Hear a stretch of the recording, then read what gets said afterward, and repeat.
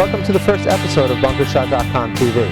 As inspired by Andy Brown of the UK and his video on the oldest 9-hole golf course in the world, today we visited the Dutcher Golf Course in Pawling, New York, the oldest 9-hole public course in the United States.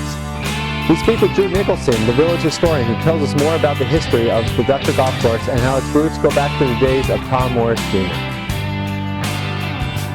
Good morning, I'm Drew Nicholson, the village of Pawling historian, and we stand here on the Dutcher Golf Course. In my hand is a club which is dated to approximately 1900 and is thought to have been used in play on this golf course around that period of time. It's an artifact that was lent to me today by the Historical Society of Quaker Hill in Pawling. This golf course was established in 1890 as a 9-hole golf course and is supposed to be the oldest 9-hole municipal public golf course in the United States. Actually, the golf course goes back 5 years before that.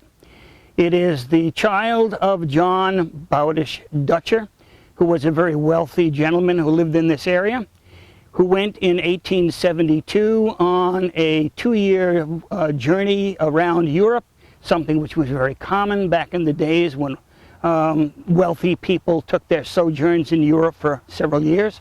During that period of time, he went to St. Andrews Golf Course and became friends with Tom Morris, the younger, and became really enthralled by the game of golf.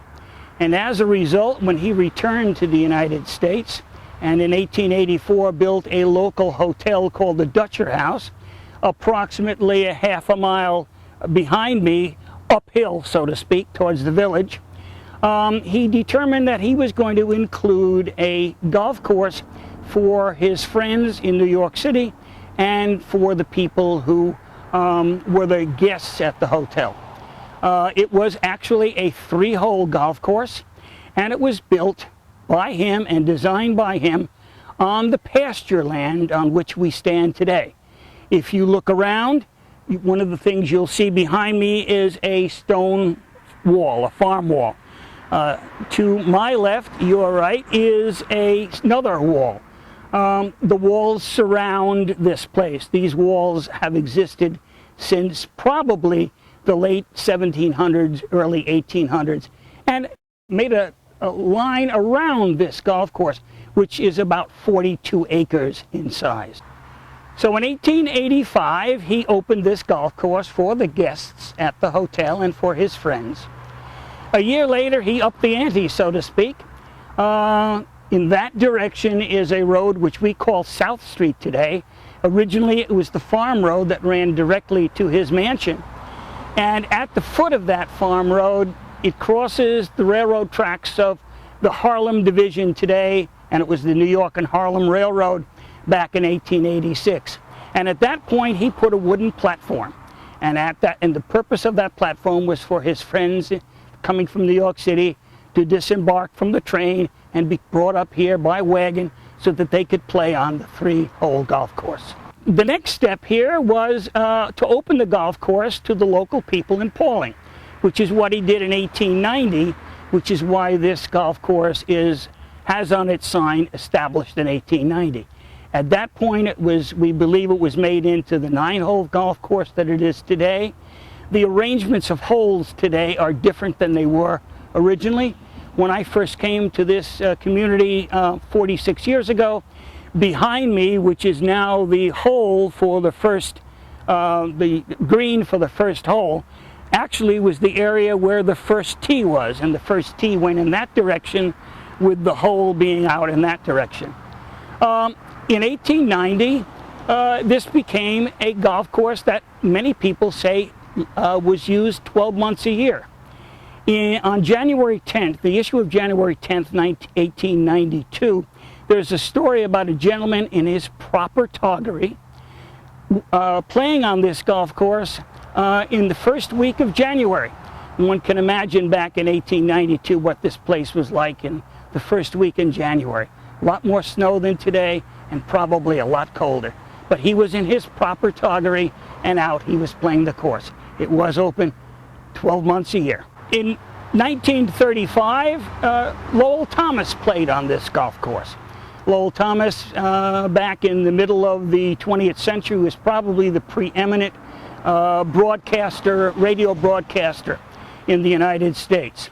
And after having played this course and having enjoyed it so much, since he was a resident of Quaker Hill, which is in that direction, he got his friends on Quaker Hill, including Thomas E. Dewey, who ran for President of the United States and was governor of New York at one time, to come together and create a golf course of their own up on top of Quaker Hill, which exists today as well. But getting back to this golf course, an interesting part of this is that during World War II, in the 1942, 43, 44 period, this area had a convalescent place for Air Force flyers who had had some physical and mental problems. And today it's part of our Lakeside Park. Back then it was called Green Mountain Farms. And at Green Mountain Farms, they would get a bus and they would load these Air Force personnel, these injured Air Force personnel, on the bus and bring them down here to play golf. Local law has it that they had very short tempers, and if something didn't go quite well on the golf course, they were known to have thrown a club down and walked away. But they still had a very good time. In 1950, Helen Willits Dutcher, the daughter-in-law of John B. Dutcher, granted this 42-acre site to the town of Pauling as a golf course. She put one stipulation on it, and the stipulation was that this golf course, land was to be used as a golf course in perpetuity. And therefore, I guess we're going to have a golf course in Pauling, as long as Pauling lasts. Next we speak with Tom DeTavio, the director of golf here at the Dutcher Golf Course, and he shows us his favorite holes on the golf course, also known as Pauling's own Amen Corner. Hi everyone, my name is Tom DeTavio. I'm the new director of golf of Dutcher Golf Course here in Pauling, New York.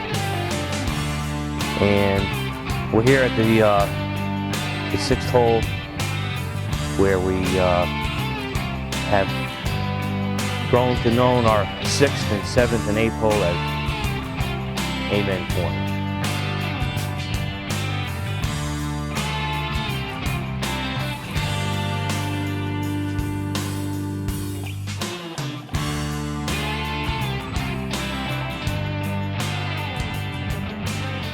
Such a keen hole, because you really, the green sets in down underneath there over the hump, and you really can't see it much here, but it almost reminds us of one of the par 3 in Amen Corner, where it kind of turns around, and it's kind of a neat hole. The golf course has really been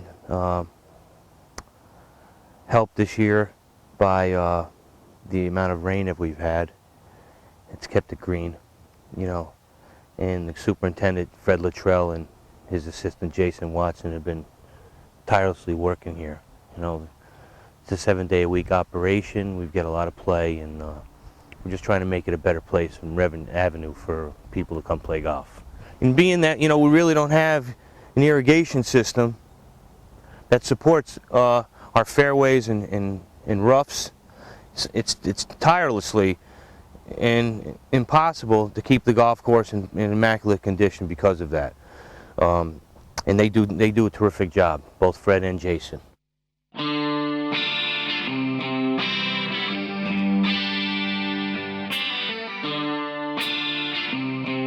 Lastly, Tom tells us about why being the director of golf of the Dutcher Golf Course is special to him. Yeah, here we are again, talking a little bit about the Dutcher Golf Course and the kind of facility that we do have here, and it's just, to me, brings back so many memories. That's the kind of golf course that I grew up on. This is where my dad, who was my only teacher, taught me how to play golf, on a par 3 golf course.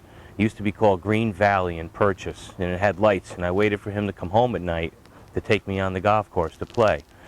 And now here I am being the director of Dutcher, and at the same type of facility, which I think is is a great spot, not only for kids and grown-ups, to learn how to play golf.